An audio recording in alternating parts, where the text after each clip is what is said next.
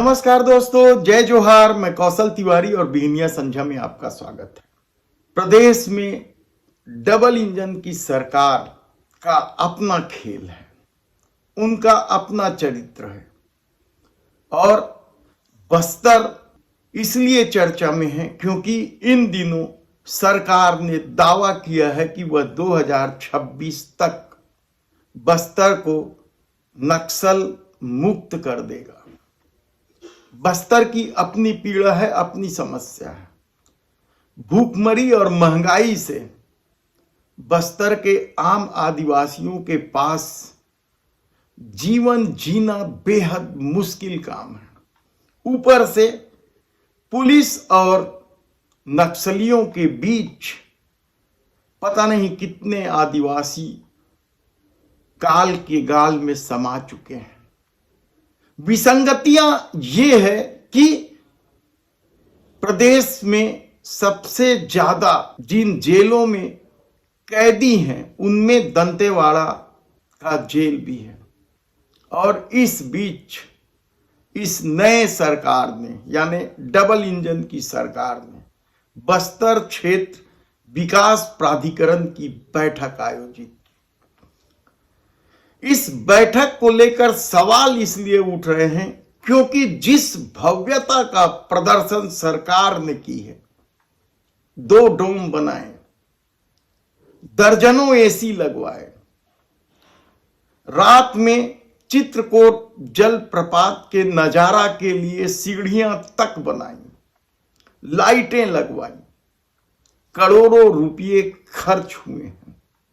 नतीजा क्या होगा अभी से आकलन करना मुश्किल है, लेकिन इस सारे आयोजन में जिस भव्यता के साथ तामझाम का प्रदर्शन किया गया वह महंगाई में जूझते छत्तीसगढ़ के लोगों के लिए हैरान कर देने वाली बात है। एक तरफ सरकार पैसे का रोना रोती है, 33,000 शिक्षकों की भर्ती का मामला अटका हुआ है, डीएड अभ्यर्थी लगातार आंदोलन कर रहे हैं और ऐसी परिस्थिति में तामझाम में ही यदि करोड़ों रुपये खर्च किए जा रहे हैं तो वह तब स्वीकार हो यदि बस्तर के लिए सरकार सचमुच चिंतित है।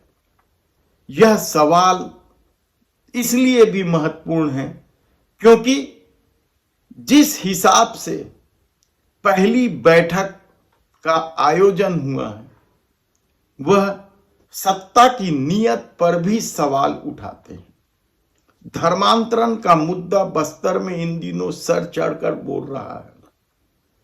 हिंदूवादी संगठन और ईसाई मिशनरियों के बीच तलवारें खींची हुई है।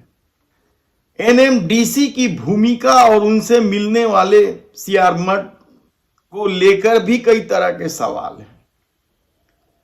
डंकनी नदी के पानी को लेकर भी सवाल है तो इंद्रावती नदी को लेकर भी।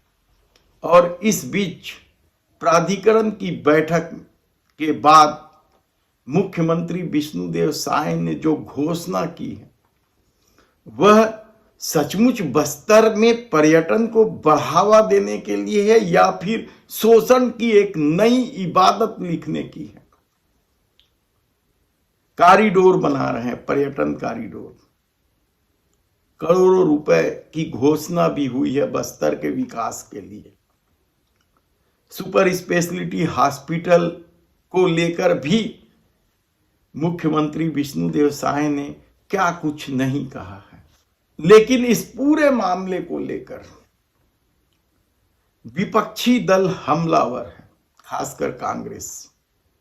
उसने तो सीधे सीधे इस तामझाम को लेकर कह दिया कि प्रदेश सरकार के समूचे कैबिनेट यहां पिकनिक मनाने आई थी। इस बैठक में बस्तर का जनता के लिए बहुत निराश होने वाला खबर है। सुपर हॉस्पिटल नगरनार जब स्थल पलन लग रहा था, एनएमडीसी ने सुपर हॉस्पिटल चलाएंगे कमर पाल के पास, उसको आज निरस्त किया गया है, वो नहीं बनेगा, दिल्ली से तय हुआ। चित्रकूट में जंगल को काटा गया है, अरे यहाँ पर पर्यटन आता है, पर्यटन देखने का जगह है, यहाँ मीटिंग हो रहा है, पिकनिक हो रहा है। ये विष्णुदेव सरकार का काम कोई फायदा नहीं है। क्या सचमुच पिकनिक मनाने आई थी? जो ताम झाम किए गए हैं और जिस तरीके से समूचा कैबिनेट पहुंचा है, 2 मंत्री नहीं पहुंचे, उसमें से गृह मंत्री विजय शर्मा और दूसरा आदिवासी मंत्री हैं राम विचार नेताम, ये 2 बैठक में नहीं थे, बाकी पूरा कैबिनेट बैठक में था।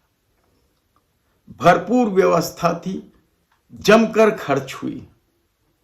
कितना खर्च हुआ है यह सरकार बताएगी नहीं बताएगी एक अलग सवाल है, क्योंकि सरकार के पास खर्च करने के लिए इतने साधन हैं कि कहीं का ईंट कहीं का रोड़ा भानुमती ने कुंबा जोड़ा की तर्ज पर खर्च हो जाते हैं और पता नहीं चलता कि कितने करोड़ रुपए फूंक दिए गए।